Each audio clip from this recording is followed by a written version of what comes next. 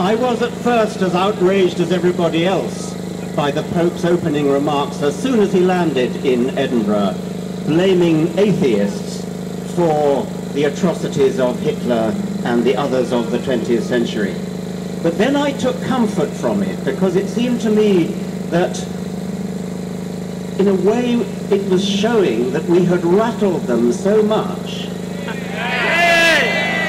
that he was forced to the ignominious expedient of attacking us so as to divert attention from the real crimes that had been committed in the name of the Catholic Church. I can just imagine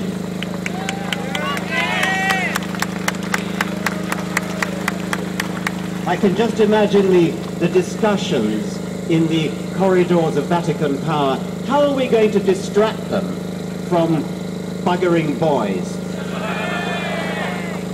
And the answer came, why don't we attack secularists? Why don't we attack atheists? Why don't we blame them for Hitlerism?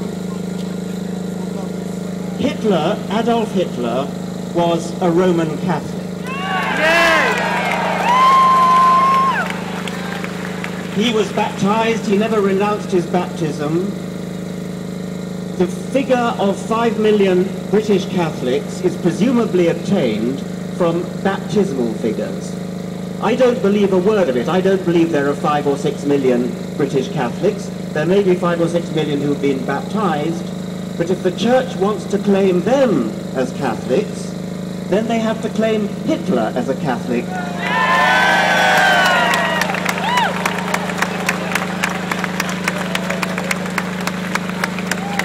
At very least, Hitler believed in a personified providence. He often spoke of it, and it was presumably the same providence that was invoked by the Cardinal Archbishop of Munich in 1939, when Hitler escaped assassination and the Cardinal ordered a special Te Deum in Munich Cathedral, quote, to thank divine providence in the name of the Archdiocese for the Führer's fortunate escape. I'm going to read a speech made in Munich, the heart of Catholic Bavaria, in 1922, and I leave you to guess whose speech it is. My feeling as a Christian points me to my Lord and Saviour as a fighter.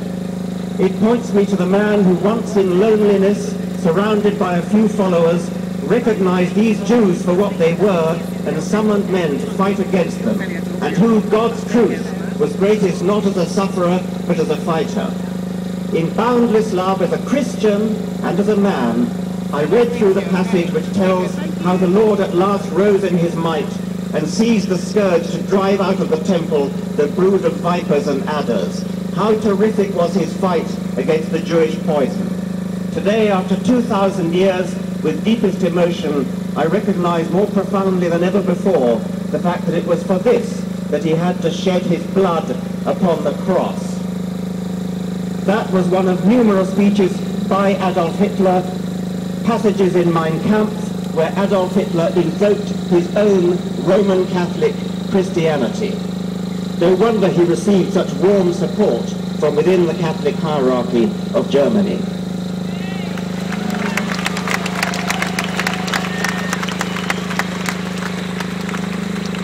Even if Hitler had been an atheist, as Stalin more surely was, how dare Ratzinger suggest that atheism has any connection whatsoever with their horrific deeds?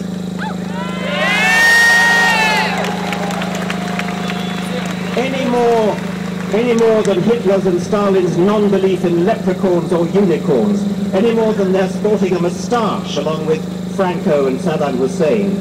There is no logical pathway from atheism to wickedness, unless you are steeped in the vile obscenity at the heart of Catholic theology.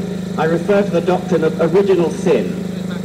These people believe, and they teach this to tiny children, at the same time as they teach them the terrifying falsehood of hell, that every baby is born in sin.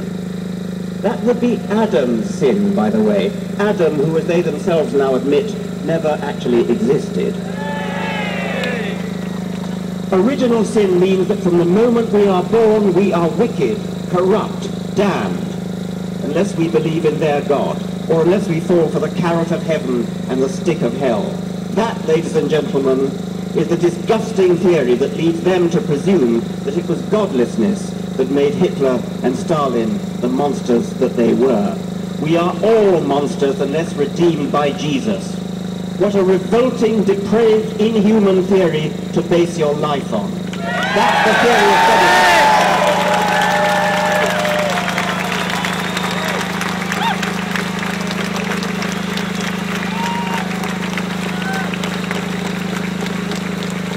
Joseph Ratzinger is an enemy of humanity.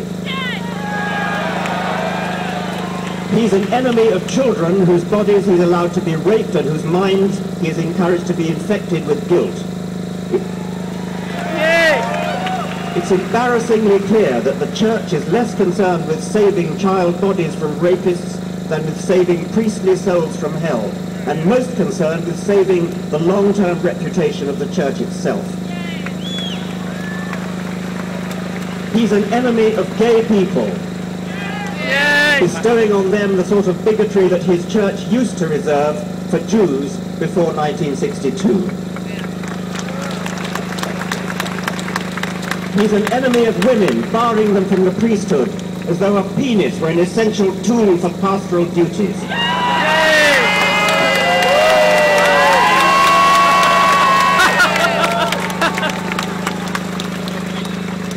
He's an enemy of truth, promoting barefaced lies about condoms not protecting against AIDS, especially in Africa.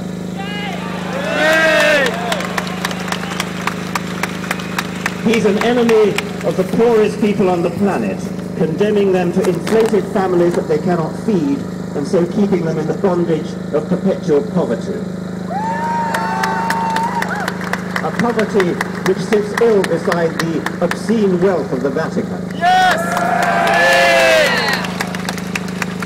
He's an enemy of science, obstructing vital stem cell research on grounds not of true morality, but of pre-scientific superstition.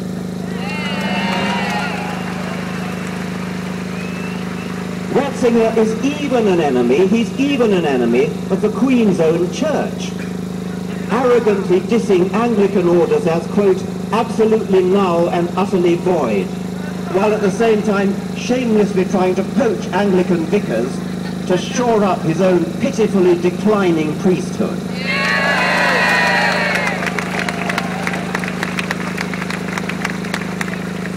Finally, perhaps of most personal concern to me, Ratzinger is an enemy of education.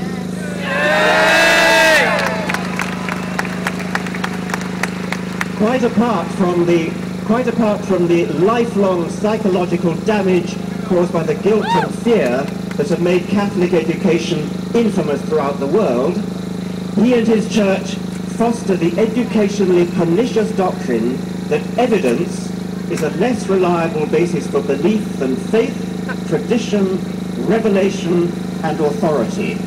His authority.